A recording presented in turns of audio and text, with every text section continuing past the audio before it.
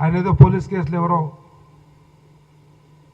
తింగర పనులు చేస్తే ఎవరో ఏదో చిన్న సంఘటన జరిగింది, దాన్ని ఆసరా చేసుకొని ఇదంతా చిత్రీకరించింది. 10 సంవత్సరాలు అధికారంలో ఉండి ఈ అధికారం రావడానికి కారణమైన తెలంగాణ ఉద్యమ పరిణామ నేపథ్యాన్ని చూస్తే కూడా పెద్ద ఎత్తున దళితులే గజకట్టి పాటవాడి తెలంగాణ ఉద్యమాన్ని రగిలిస్తే ఆ ఉద్యమ సెగల మీద కాపుకొని అధికారంలోకి వచ్చిన మీరు అధికారంలోకి వచ్చిన తర్వాత 10 సంవత్సరాల్లో ఒక్కటంటే ఒక్కటి దళితులకు మేము ఈ రకంగా చేసినాము, దళితుల శ్రేయస్సు కొరకు కానీ వారి బాగోగుల కోసం కానీ ఇది చేసినామని ప్రతిష్టాత్మకంగా చెప్పుకోగలిగే ఒక్క దృష్టాంతం చూపించిన నేను ఛాలెంజ్ చేస్తా.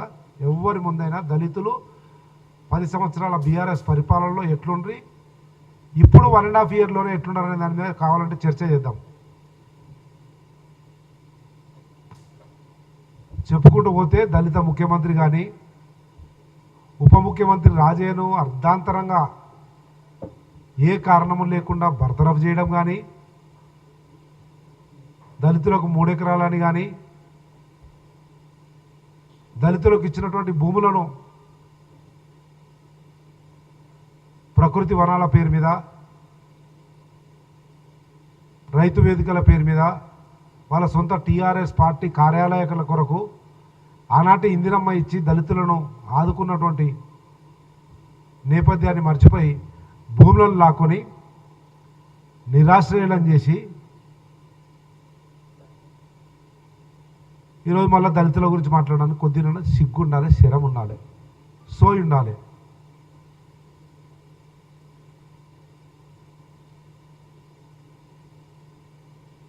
ఒక్కరంటే ఒక్క దళిత మంత్రి లేకుండా కొనసాగినటువంటి క్యాబినెట్ మంత్రి మేము మా మినిస్ట్రీ మీద చూసిన క్యాబినెట్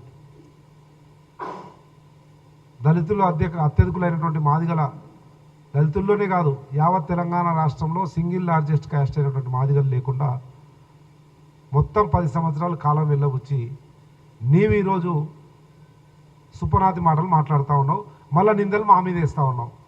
ఎంతవరకు సమంజసమో ఆలోచన చేసుకోవాల్సిందో విజ్ఞప్తి చేస్తూ ఉన్నాం. అట్లా చెప్పుకుంటూ పోతే దళితుల సప్లాన్ను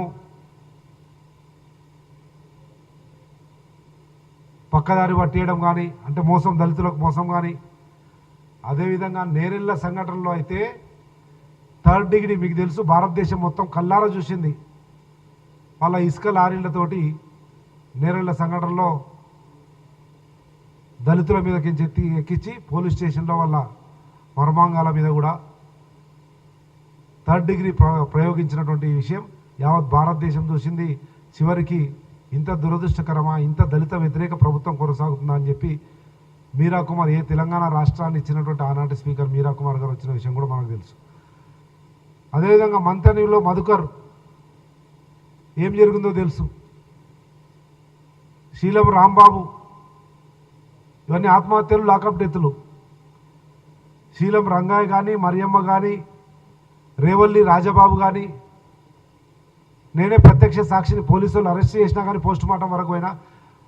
బ్యాగరి నరసింహ అని స్వతహాగా ఆనాటి గౌరవ ముఖ్యమంత్రి కల్వకుంట్ల తారక రామారావు చంద్రశేఖరరావు గారి గజ్వేల్ నియోజకవర్గంలోనే స్వతహాగా వీడియో తీస్తూ ఈ బీఆర్ఎస్ కల్వకుంట్ల కుటుంబ పరిపాలనలో దళితులకు జరుగుతున్న అన్యాయాన్ని మొత్తం తెలంగాణ సమాజానికి చూపించి నా భూమి లాక్కున్నారని చెప్పి సెల్ఫీ వీడియో తీసి ఆత్మహత్య చేసుకున్న విషయం మనందరికీ తెలుసు. అదేవిధంగా ప్రీతి కానీ, రవలి కానీ, లావణ్య కానీ, ఈ రకంగా అనేక మంది దళిత యువకులు యువతులను ఏ రకంగా పొట్టన పెట్టుకున్నారో ఇంకా తెలంగాణ సమాజం మర్చిపోలేదు. Subscribe us and press the bell icon for more interesting updates.